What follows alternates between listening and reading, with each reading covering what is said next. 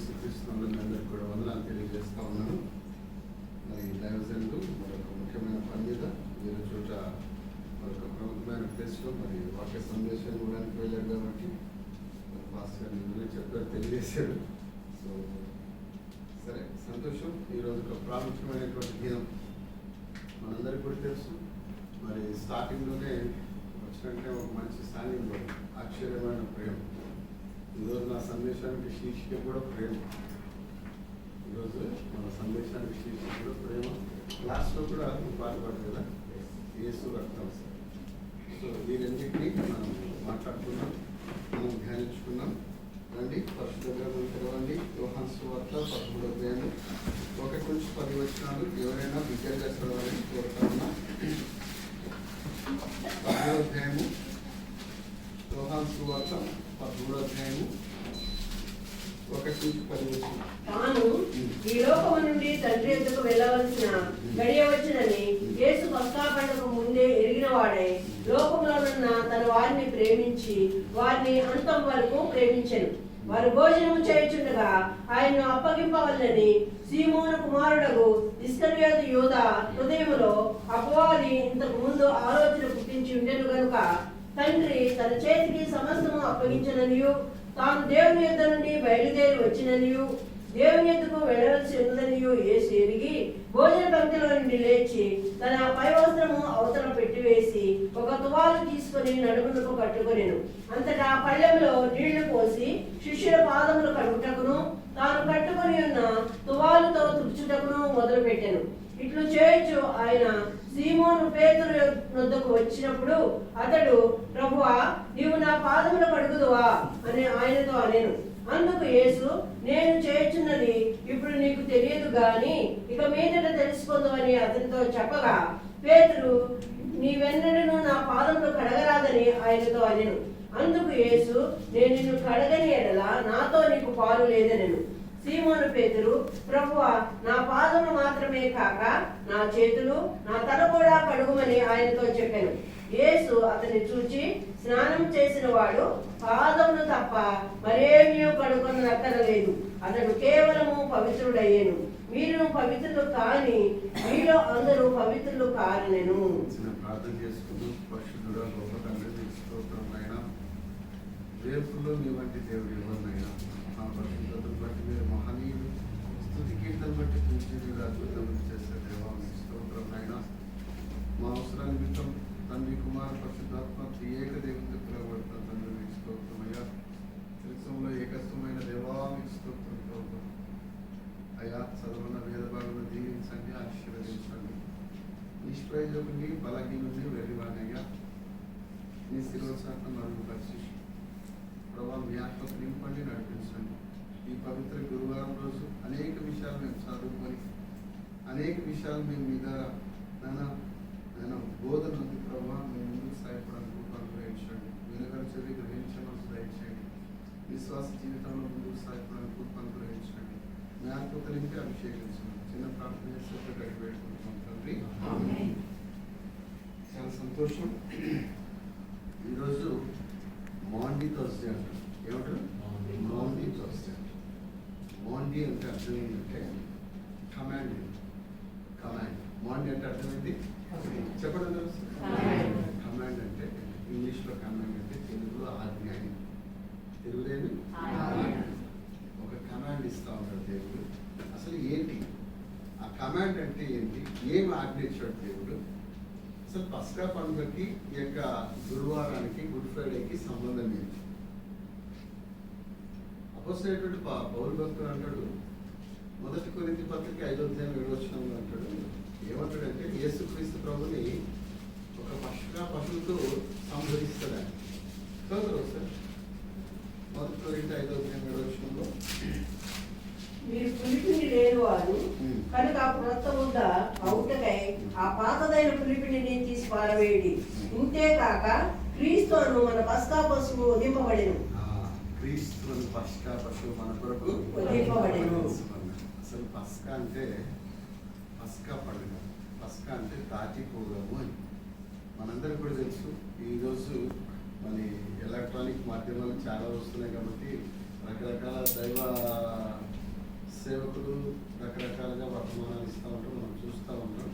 ధ్యానించుకోవడం అనేటువంటిది దేవుడు మనకి ఇచ్చినటువంటి కృప. మరి దేవుని సన్నిధిలో చేరి ఈ విధంగా మరి పవిత్ర గురువారం రోజు మరి ఆయన మాటలు వినడానికి వచ్చిన మీ అందరికీ కూడా మరి ప్రత్యేకంగా మరి కృతజ్ఞతలు తెలియజేస్తా ఉన్నాను, వందనాలు తెలియజేస్తా ఉన్నాను. మరి ఈ పస్కా అంటే దాటిపోవడం. ఎందుకు ఈ పస్కా పండుగ యొక్క ఆవశ్యకత ఏంటంటే మనకు అది నిర్గమకాండం 12వ అధ్యాయంలో మనకు కనిపిస్తుంది. మనకు సమయం లేదు కాబట్టి తొందరగా నేను చెప్పేసాను, ఎందుకంటే మనకి ఇంకా రోజుల ఆరాధన కాబట్టి. ఈ యొక్క పస్కా అంటే దాటిపోవడం, ఇంగ్లీష్లో పాస్ ఓవర్ అంటే ఏంటి దాటిపోయేది ఏంటంటే ఫరోను దాదాపు 10 తెగులు పంపించాడు దేవుడు ఐగుప్తు దేశం మీద. ఫరోనికి దేవుడు ఏం చేశాడు? 10 తెగులు పంపించాడు. 10వ తెగులు ఏంటంటే ఒక మరణదూతను పంపిస్తాడు దేవుడు. 10వ తెగులు ఏంటి? మరణదూతను పంపిస్తాడు. మరణదూతను పంపించేసి మోషేకి చెప్తాడు, మోషే నేను మరణదూతను పంపిస్తా ఉన్నా, సో కాబట్టి నీ వాళ్ళను రక్షించుకోవాలంటే నువ్వు ఏం చేయాలంటే మనం నిర్గమకాండం 12వ అధ్యాయం 12వ వచనం కావాలి. మనం రక్షించుకోవాలంటే ఏం చేయాలంటే ఆ రాత్రి నేను ఐగుప్తు దేశమందు సంచరించి ఐగుప్తు దేశమందరి మనుషుల్లోనే గాని జంతువులలో గాని తొలి సంతతి అంతయు హతము చేసి ఐగుప్తు దేశమందరికి నీ తీర్పు తీర్చెదను. నేను యెహోవాను. మీరున్న ఇండ్ల మీద ఆ రక్తము మీకు గుర్తుగా ఉండును. నేను ఆ రక్తమును చూచి మిమ్మల్ని నశింప చేయక దాటిపోయేదను. హల్లెలూయా. ఏం దాటిపోతే ఎందుకు దాటిపోతాడు? పస్కా అంటే ఏం చెప్పాను నేను? దాటిపోడు అంటే మరణదూత మనల్ని దాటిపోడు. మరణదూత మనల్ని దాటిపోడు. దేవుడు పస్కా పశువుగా మన కొరకు వధించబడ్డాడు. పరిశుద్ధ గ్రంథం చెప్తా ఉంది మనిషి జన్మతః పాపి అని చెప్పేసి పరిశుద్ధ గ్రంథం మనకి తెలియజేస్తా ఉంది. రోమిలికి రాసిన పత్రిక 6వ అధ్యాయం 23వ వచనంలో ఏం తెలియజేస్తాం అంటే పాపాలకు జీతం మరణం, అయితే మన ప్రభు అయిన క్రీస్తు యేసునందు జీవం అనేటువంటి మాట అక్కడ అపోస్తలుడైన పౌలు భక్తుడు రాస్తాడు. సో కాబట్టి ప్రేమ దేవుని బిడ్డలారా, ఈ పస్కా అనేటువంటిది పస్కా పండుగ ఎందుకు చేసుకుంటారంటే మరణదూత వాళ్ళని దాటి వెళ్ళిపోయింది, వాళ్ళకి రక్షణ భాగ్యము ప్రసాదించబడింది అని చెప్పేసి వాళ్ళకి విడుదల పొందినారు. ఈ యొక్క మరణదూత నుండి మరణం నుంచి మేము విడుదల పొందినాము అని చెప్పేసి పస్కా పండుగ దేని చేస్తారంటే విడుదల పొందినందుకు పస్కా పండుగ అనేటువంటిది చేస్తారు. ఈ పస్కా పశువు ఎవరంటే మన ప్రభు అయిన యేసుక్రీస్తు వారు. కాబట్టి ప్రభు అయిన యేసుక్రీస్తు వారు ఏ విధంగా చనిపోయారు? యాక్చువల్గా మోషే గారు ఇచ్చినటువంటి గైడ్ లైన్స్ ఏంటంటే అయ్యా మీరు ఒక గొర్రెను తీసుకొని దాన్ని వధించి దాని రక్తాన్ని మీ యొక్క గుమ్మాలకు రాయండి, పొడవుగా అడ్డంగా మీ గుమ్మానికి రాయండి అని చెప్పేసి. యేసు ప్రభు వారు ఏ విధంగా చనిపోయారు? శిలువ మరణం పొందినాడు. పొడవు చెక్క ఒకటి, అడ్డం చెక్క. అంటే యేసు ప్రభు శిలువ మరణం పొందినప్పుడు శిలువకి ఏముంది? రక్తం. యేసయ్య రక్తం ఉంది. ఆ యొక్క గుమ్మాలు దేనికి సాదృశ్యం అంటే యేసయ్య రక్తానికి సాదృశ్యం. హల్లెలూయా. అందుకనే పస్కా పశువు మన కొరకు వధించబడ్డాడు. మనము మరణంలో నుంచి ఎక్కడికి పోయినాము? జీవములోని. అందుకనే దేవుడు చెప్తాడు నేనే మార్గము, నేనే సత్యం, నేనే జీవం. కాబట్టి ఆయనే జీవం. ఆయన జీవంలోనికి మనకి నడిపించడానికి తండ్రి కృపాశం నుండి దేవుడు మనకి మన మధ్యలోనికి రావడం జరిగింది. కాబట్టి ఒక ఆజ్ఞించాడు దేవుడు. కాబట్టి ఈ యొక్క సిలువ అనేటువంటిది మనకి విలువనిస్తుంది. సిలువ అనేటువంటిది ఏం చేస్తుంది? మనకి విలువనిస్తుంది. ఆ సిలువకి ఏముంది? రక్తం, పవిత్రమైన రక్తం ఉంది. ఏ రక్తం ఉంది? ఎవరైతే ఆ సిలువ చాటున దాగి ఉంటారో వాళ్ళకి రక్షణ ప్రసాదిస్తారు దేవుడు. ఎవరైతే ఆ సిలువను ఆశ్రయిస్తారో, సిలువ చాటును దాగి ఉంటారో దేవుడు వాళ్ళకి ఏం ప్రసాదిస్తాడు? రక్షణ ప్రసాదిస్తాడు దేవుడు.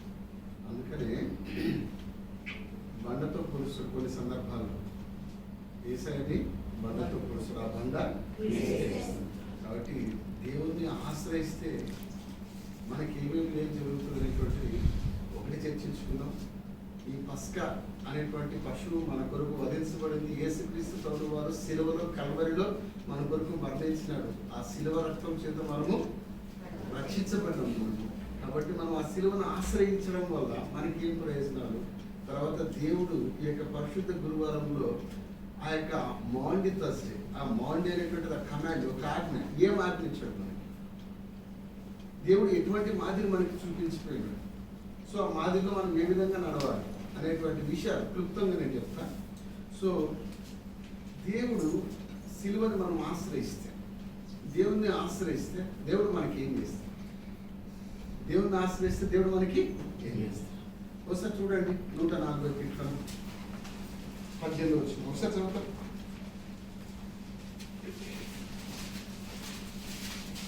గొప్ప కొండలు కొండ మేకలకు నీటి పట్టు, కుందేళ్లకు బండలు ఆశ్రయస్థానం.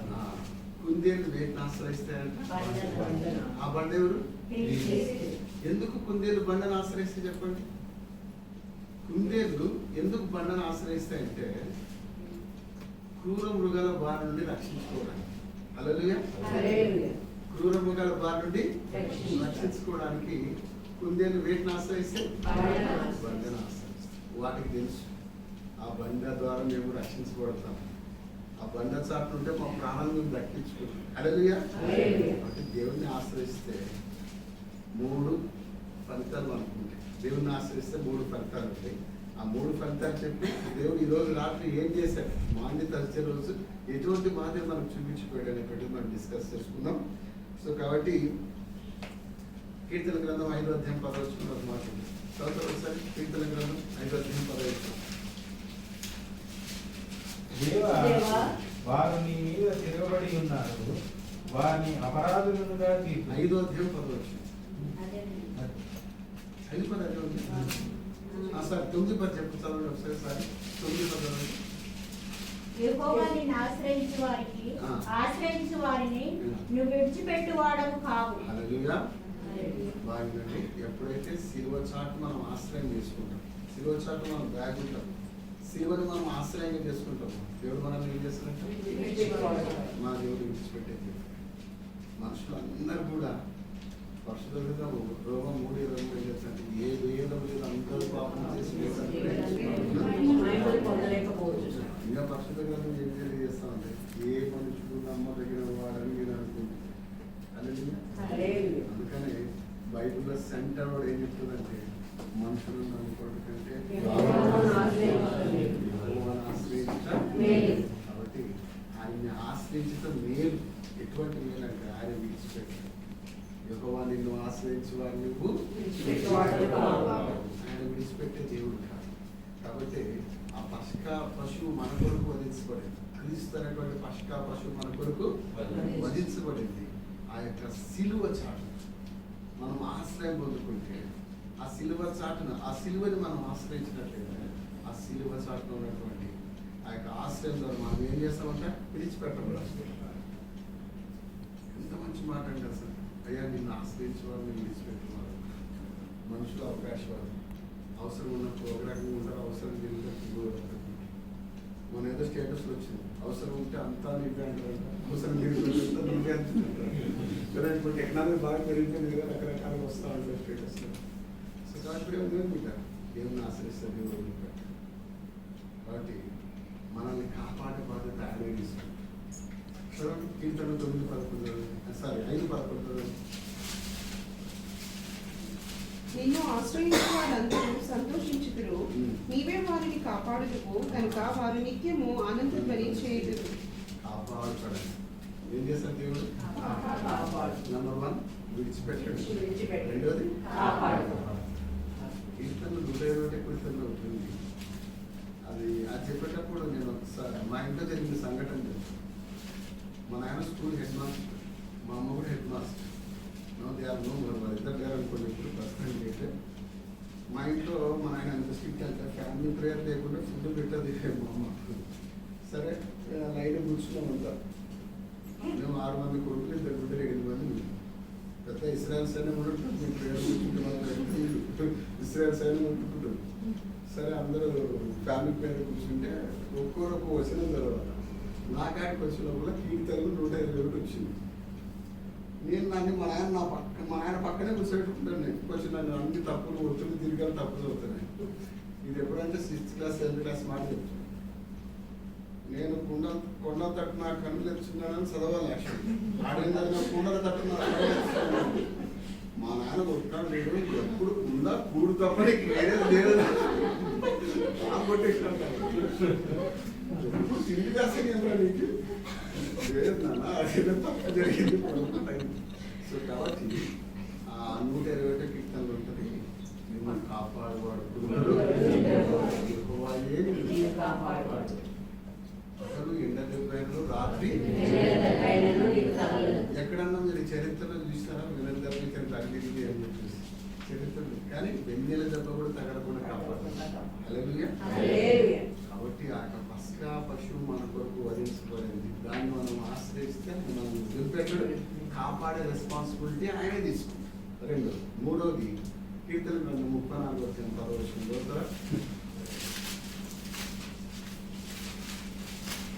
సింహపు పిల్లలు లేవిగలపై ఆకలిగొను యెహోవాను ఆశ్రయించు వారికి ఏమేమి పొదువై ఉండదు. హల్లెలూయా. హల్లెలూయా. హల్లెలూయా. సింహపు పిల్లలైనా కొదువగలిగి ఆకలి గోరిన నీ పిల్లలు ఆకలితో అలుమటింతురా నీ ఉన్నంత వరకు. కాబట్టి సింహ పిల్లలు ఏమి గలవ ఆకలి ఉంటే కూడా యెహోవాను ఆశ్రయించు వారికి ఏమేమి పొదువై ఉండదు. దేవుడు ఎంత అద్భుతమైన అంటే ఆయన ఔన్నత్యం మనకి ఎక్కడ తెలుస్తుంది అంటే ద్వితీయోపదేశకాండం 29:5 కనబడుతుంది. ఆయన ఔన్నత్యము ద్వితీయోపదేశకాండం 29:5 కనిపిస్తుంది. తొందరగా చదవండి. నేను మీ దేవుడినైన యెహోవానని మీరు తెలుసుకున్నట్లు 40 సంవత్సరములు నేను మిమ్మల్ని అరణ్యములో నడిపించుకుని మీ బట్టలు మీ వంటి మీద పాతగిలిపోలేదు, మీ చెప్పులు మీ కాళ్ళను పాతగిలిపోలేదు, మీరు రొట్టె తినలేదు. కాబట్టి బట్టలు మనిషి పెరుగుతుంటే బట్ట కూడా పెరిగింది, కాలు పెరుగుతుంటే చెప్పులు కూడా పెరిగింది. అలాగే ఆశ్రయిస్తే ఏ మేలు కొదవై ఉంటుంది. అసలు ఎన్ని మంచి మాటలు కదా, ఆనుగుతేలాంటి మాటలు పరిశుద్ధి మనం బలపడేటటువంటి చదువు.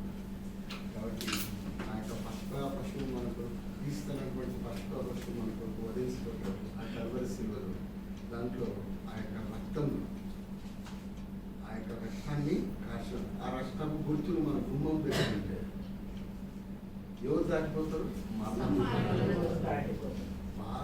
దాస్యపు సంఖ్య నుంచి దేవుడు మనల్ని. కాబట్టి ఇది విడుదల పండుగ. పస్కా పండుగ అంటే కాబట్టి ఆ యొక్క సిలువను మనం ఆశ్రయిస్తే విడిచిపెట్టే దేవుడు నెంబర్ 1 విడిచిపెట్టే దేవుడు వెన్నెల దేవుడు తగలకుండా కాపాడు. ఎడిసన్ బల్బు అప్పటికి ఎడిసన్ లేదు, ఎడిసన్ యుగం కాదు అది. బల్బు మనవన కనుక్కున్నాం. అంతకుముందు పగలు మేఘస్తంభం, రాత్రి మూడవది ఏ మేలు కొదవలేదు. కాబట్టి దేవుడు 40 సంవత్సరాలు పోషించినాడు. కానీ నాకు బాధాకరం అనిపించేది ఏంటంటే కీర్తన గ్రంథంలో ఒక మాట 106వ కీర్తన 10వ వచనం అనుకుంటా, వారు వెంటనే మర్చిపోయేది ఉంటారు. చదువుతారు ఒకసారి 106వ కీర్తన 10వ వచనం. అయినను వారు ఆయన కార్యములను వెంటనే మర్చిపోయేది, ఆయన ఆలోచన కొరకు కనిపెట్టుకోకపోయేది. వెంటనే మర్చిపోయాడు. అసలుకి ఎన్ని అద్భుతాలు చేశాడంటే దేవుడు అన్ని అద్భుతాలు చేశాడు, కానీ వాళ్ళు ఏం చేశారు? అసలు ఎంత బాధపడ్డాడు. మరి అన్ని మర్చిపోతే సర్లేబా మీకు మధ్య వరకు అనుకుంటాడు. దేవుడు ఎక్స్పెక్ట్ చేస్తాడు. మరి దోసకాయలు కీరకాయలు మాంసాలు గుర్తున్నాయి మన వాళ్ళకి. దేవుడు ఎర్ర సముద్రంలో రోడ్డు వేసింది గుర్తులేదు, కానీ దోసకాయలు కీరకాయలు గుర్తున్నాయి వాళ్ళకి కదా. మనం దేవుడు చేసిన మేలు మనం దేవుని మనం ఆశ్రయిస్తే ఆయన విడిచిపెట్టాడు, ఆయన కాపాడతాడు, ఆయన ఏ మేలు కూడా లేకుండా. అందుకని కీర్తనకాడు అంటాడు, యెహోవా నా కాపాడు, నాకు లేని దేవుని విశ్వాసం లేకుండా ఏమి కలదు. అలాగే యెహోవా నా కాపరి, నాకు ఆయన నన్ను పచ్చి గడిచేట్టు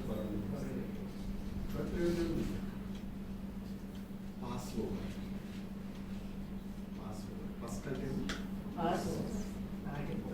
మరణ గుర్తు దాటి ఎప్పుడైతే మన గుమ్మాలకి యేసు రక్తం అనేటువంటి మన గుమ్మం మనం ప్రతిష్ఠించుకున్నాం, మనం ఎప్పుడైతే యేసు రక్తంలో కడగబడతాం అప్పుడు మరణం అనేటువంటిది మరణదూత అనేటువంటి మనల్ని ఇందుకోసం దేవుడు మన కోసం ప్రాణం పెట్టాడు. ఎఫ్ఎస్సి 5:1 మాట్లాడుతుంది, క్రీస్తు మిమ్మల్ని ప్రేమించి పరమవాసంగా ఉండేటప్పుడు తన అర్పణంగాను బలిగాను అర్పించుకున్నారని. క్రీస్తు మనల్ని ప్రేమించి ఎట్లుండాలంటే మనం పరిమళ వాసనగా ఉండేందుకు మన కొరకు తాను దేవునికి అర్పణగాను బలిగాను అప్పగించుకునేను. ఒక శిలువలో మన కొరకు దేవుడు ఏం చేశాడు? అర్పణగా బలిగాను. మన కొరకు ఏ మంచిదని మన కొరకు దేవుడు అర్పణగాను ప్రయోజనం ఫస్ట్ అంటే అర్థం దాటి మరణదూత దాటి దేని చూసి దాటిపోయినాడు? యేసు రక్తాన్ని చూసి దాటి. మనం యేసు రక్తంలో కడగబడితే మనము మరణంలో నుండి జీవంలో ఉంటాము. కాబట్టి యేసు శిలువ రక్తాన్ని మనం ఆశ్రయిస్తే ఆయన వదిలిపెట్టాడు, ఆయన కాపాడతాడు, ఏ కొలువు లేకుండా చూసుకుంటాడు. ఎక్కడ కొలువు అంటే ఆయన ఆశ్రయిస్తే కొదవ లేదు, ఆయన మాటింటే ఏ కొదవ లేదు. నేను బుక్లో సురేష్ అయ్య గారు రాశారు ఆ బుక్లో ఏముందంటే సర్కస్లో అన్ని జంతువులు ఉంటాయంట, కానీ అన్ని జంతువులు పక్షులు అన్నీ ఉంటాయంట, కానీ కాకి ఉండదండి. ఎందుకంటే కాకి చేతిలో ఏదుంటే ఎత్తుకుపోయే అలవాటు ఉంటుంది, కానీ అది తీసుకొని రావాలి. ఏలేక ఎవరు తెచ్చిచ్చినారు ఆహారం? కాకులు తెచ్చిచ్చినారు. ఏ వేలు కొదువు ఉండదు, యెహోవాను ఆశ్రయించే వారికి కొదువు ఉండదు. కాబట్టి మరి కొంతమంది వ్యాఖ్యానకర్తలు భలే వ్యాఖ్యానిస్తూ ఉంటారు. సారేపాటి విధురాలకి ఇంటికి పక్కింటి వాళ్ళందరూ వచ్చినాయంట.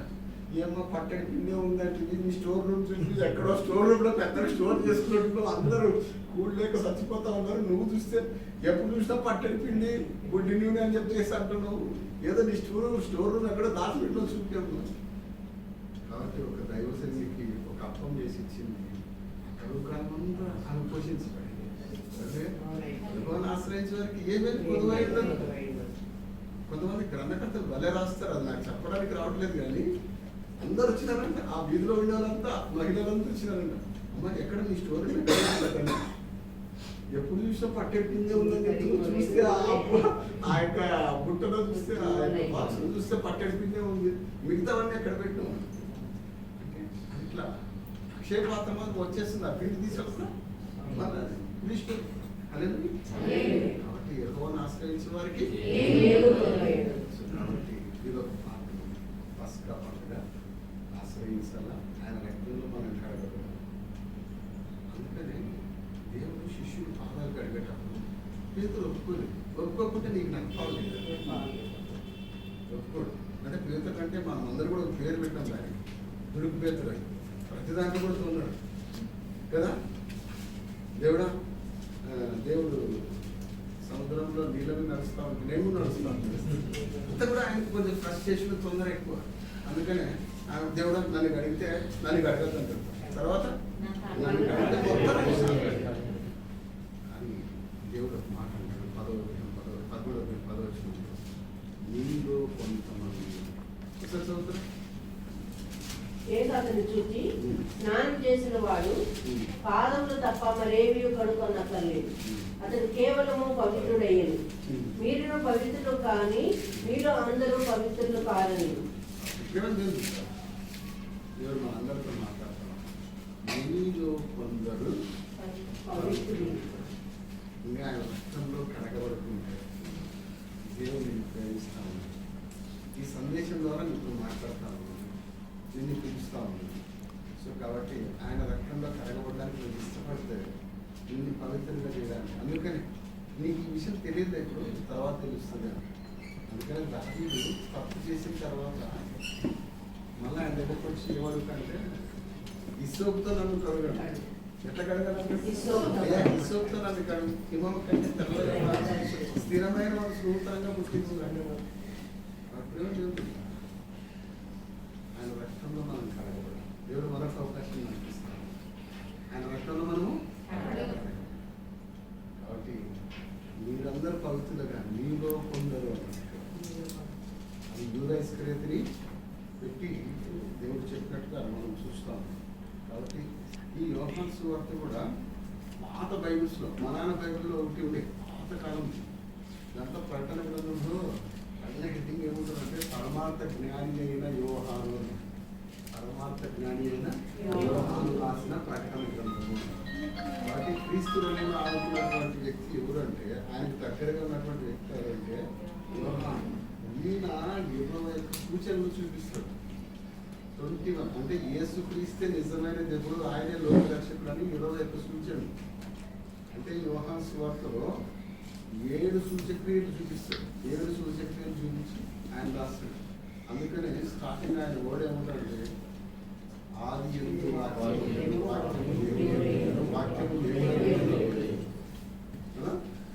అనే మాటతో ప్రారంభిస్తాడు. ఆయనే నిజమైన దేవుడు, ఆయన వాక్యంగా ఉన్నాడు దేవుని దగ్గర, తండ్రి దేవుని దగ్గర వాక్యంగా ఉన్నాడు. ఆయన కృపాసత్త సంపూర్ణంగా శరీరధారి కృపాసత్త సంపూర్ణంగా మన మధ్యన నివసించినాడు అని చెప్పేసి అట్లా దాదాపు 7 సూచక్రియలు, 7 సంభాషణలు, 7 సవాళ్ళు, మొత్తం 21 అధ్యాయాలు ఉంటాయి. 21 అధ్యాయాల్లో 1 నుంచి 10 అధ్యాయాల వరకు మొత్తం దేవుని యొక్క ఔన్నత్యం గురించి, గొప్పతనం గురించి, ఆయన దేవుడని రుజువుపరచడం కోసం 10 అధ్యాయాలు ఉంటాయి. 11 నుంచి 21 అధ్యాయంలో ఈ చివరి 10 దినాల్లో దేవుడు చనిపోయే చివరి 10 దినాల్లో ఏముందో రాశాడు యోహాను భక్తుడు. ఈ యొక్క 11 నుంచి 21 అధ్యాయుల వరకు చివరి ఏముందో రాశాడు. కానీ దేవుడు ఒక ఆజ్ఞ ఇచ్చాడు. ఈ రోజు దినాన లాస్ట్ సఫర్ రోజు శిష్యులను పిలిచి ఒక ఆజ్ఞ ఇచ్చినాడు. ఆజ్ఞ గురించి మనం తెలుసుకొని మనం ప్రార్థన చేసుకుని ముందుకెళ్దాం. దయచేసి చదవండి. 11 అధ్యాయం 34 వచ్చిన చదవండి. వస్తే 34, 35 వచ్చిన చదవండి. మీరు ఒకరినొకరు ప్రేమింపవాలని మీకు ప్రోత్సాహం ఇచ్చుచున్నాను. నేను మిమ్మల్ని ప్రేమించినట్లే మీరును ఒకరినొకరు ప్రేమింపవలెను. మీరు ప్రేమింపవలెను. అందుకనే 31 ఉంటుంది. శాశ్వతమైన ప్రేమతో నేను ప్రేమిస్తున్నాను. విలువతో నేను కొరింథీయులకు రాసిన పత్రిక అపొస్తలుడైన పౌలు కొరింథీయులకు రాసిన పత్రిక 13వ అధ్యాయం మొత్తం ప్రేమతోనే ఉంటుంది. 8వ వచనంలో ఒక మాట ఉంటుంది, చాలా వండర్ఫుల్ వర్డ్. ఒకసారి చదవండి. 8వ వచనం లాస్ట్ వచ్చిన ఒకసారి చదవండి. 8వ వచనం చదవండి ఒకసారి. ప్రేమ శాశ్వత కాలం ఉండును.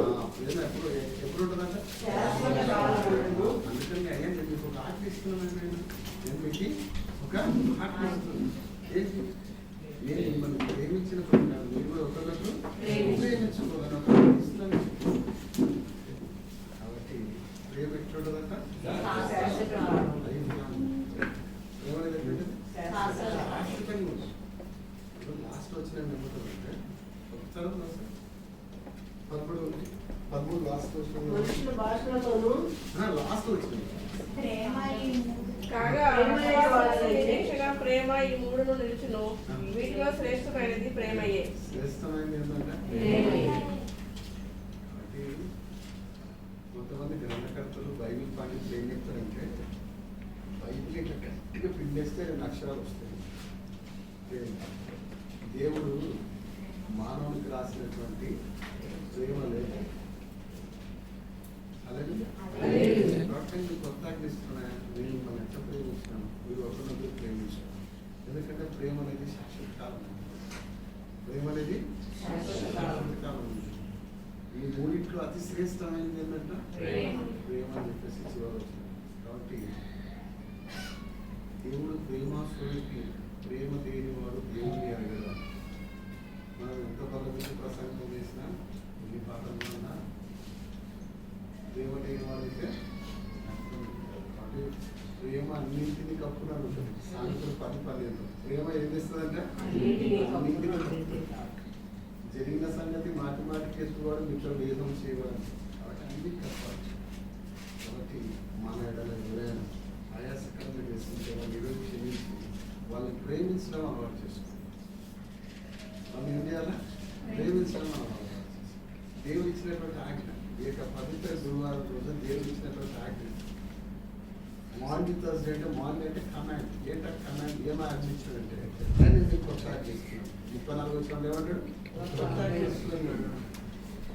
ఒకటి ప్రేమించినాడు. మనల్ని ఏం చేశాడు? దేవుడు ప్రేమించాడు. దేవుడు మనల్ని ప్రేమించడం ద్వారా ఏం జరిగింది తెలుసా? ఏం జరిగింది తెలుసా? చదవండి. ద్వితీయోపదేశకాండం 23 ఒకసారి చదవండి. నేను కోర్టు చేస్తాను తర్వాత 23 అవుతుంది.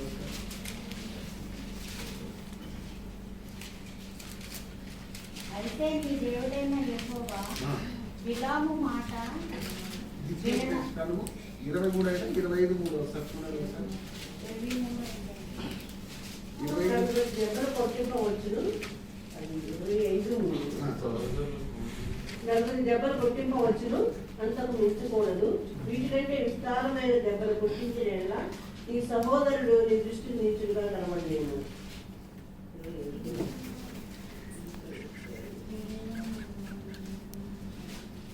నీ దేవుడైన యెహోవా నిన్ను ప్రేమించెను గనుక నీ దేవుడైన యెహోవా నిమిత్తము నీ నిమిత్తము ఆ శాపమును ఆశీర్వాదముగా చేసింది.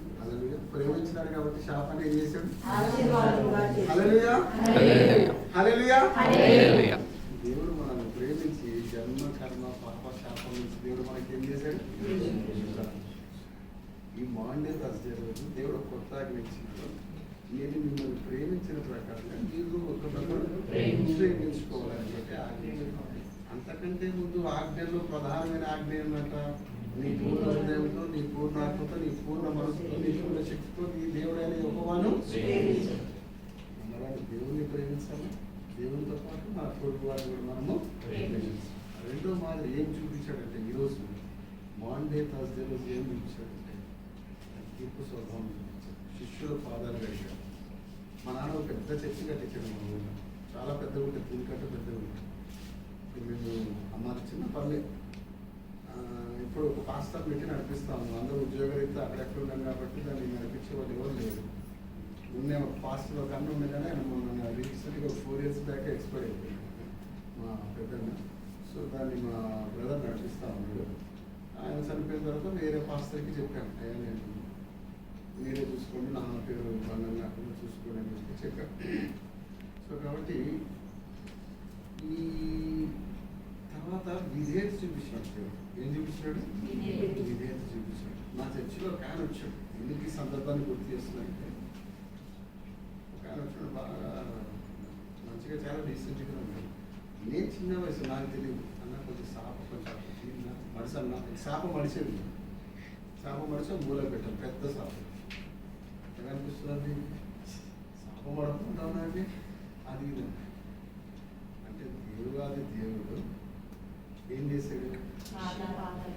శిష్యులు పాదాలు కడిగాడు. నేనేం చెప్పినా సామని అన్నాను. ఆయన ఎంత సీరియస్ అయ్యాడు, చాలా సీరియస్ అయిపోయాడు. సో కాబట్టి మనము దేవుడు మనకు మార్గదర్శకం ఇచ్చాడు. తగ్గింపు స్వభావం ఉండాలి. అందుకని అపోస్తలుడైన పౌలు వస్తుంది అంటాడు, మీరు ఒకరికంటే ఏడు గుడిగా ఎంచుకుంటారు. ఒకరికంటే ఒకరు ఎవరు నేర్చుకుంటారు కదా. వాడు ఆఫ్టర్ ఆల్ నా ఉన్నాను.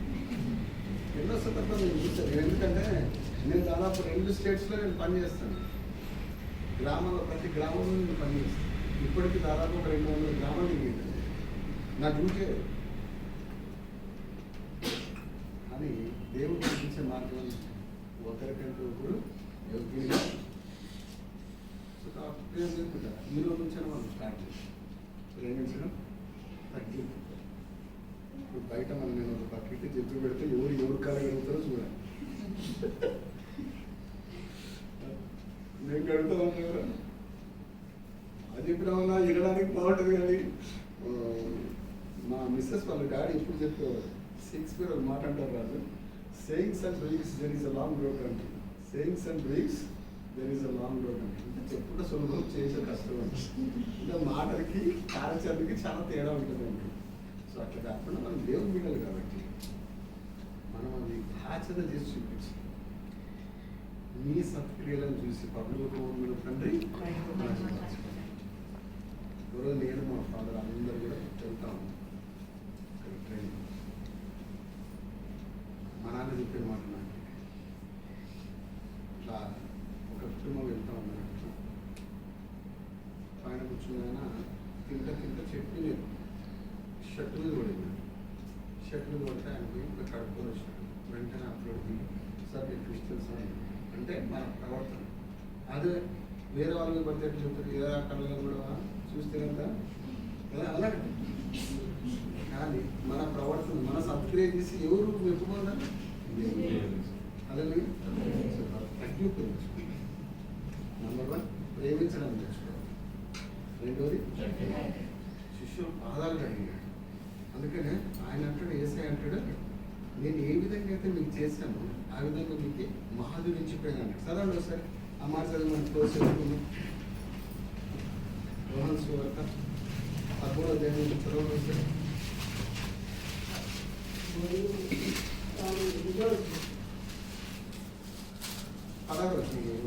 చదవండి. నేను మీకు చేసిన ప్రకారము మీరును చేయవలని మీకు మాదిరిగా ఇలాగ చేసింది. దాసుడు తన యజమాని సో మాదిరి అంటే ఎగ్జాంపుల్ ఎగ్జాంపుల్ కానీ మనం మంచి ఎగ్జాంపుల్ తీసుకున్నాడు. చెడు ఎక్కువ ఆకర్షిస్తుంది మనిషి. మంచిని ఆకర్షించడానికే చెడు ఆకర్షిస్తుంది. చెడు ఆకర్షించడానికే మంచి ఆకర్షించాలి. ఎందుకంటే అహరోను ఒక దూడ చేసినాడు, కానీ ఇశ్రాయేలుకి మొదటి రోజు యెరోబోము 2 దూడలు చేసినాడు. మన అత్తదంట్లో మాదిరి తీసుకుంటాం. ఒక దూడ చేసి నేను 2 చేస్తాను చెప్పేసి అలాగే చెడు దాంట్లో కాదు మనం తీసుకొచ్చింది, మంచి దాంట్లో మాదిరి తీసుకోవాలి. దేవుడు చెప్తాను, నేను మీకు మాదిరించిపోయాను ఆయన అంటున్నాడు. దేవుడు ఏమంటాడు? ఎగ్జాంపుల్ ఇచ్చాను, మిమ్మల్ని ఒక ఎగ్జాంపుల్ ఇచ్చాను మీకోసం. నెంబర్ 1 ప్రేమించాలి. ప్రేమ అన్నిటినీ కలుపుతుంది. కాబట్టి ప్రేమ ఎక్కడైతే ఉంటుందో అక్కడ ఆటోమేటిక్గా క్షమాపణ. ప్రేమ ఎక్కడైతే ఉంటుందో క్షమించాలి. దేవుడు మనల్ని క్షమించినాడు కాబట్టి మనం సజీవకులు ఉన్నాం. కానీ మన గురించి మనకి బాగా తెలుసు, దేవునికి బాగా తెలుసు. ఆయన ఉగ్రత వచ్చిందంటే మనం తట్టుకోలేము. హల్లెలూయా. సమయం అయిపోతాం. 3వది కానీ సేవ చేశారు, సర్వీస్. తగ్గించుకున్నాడు, ప్రేమించినాడు, తగ్గించుకున్నాడు. మనం కూడా సర్వీస్ చేయాలి. దేవుని కోసం ఏం చేయాలి? మనం సర్వీస్. అది కృప దేవుడు అనుకునేది. మళ్ళీ ఒక్కసారి నెమ్మది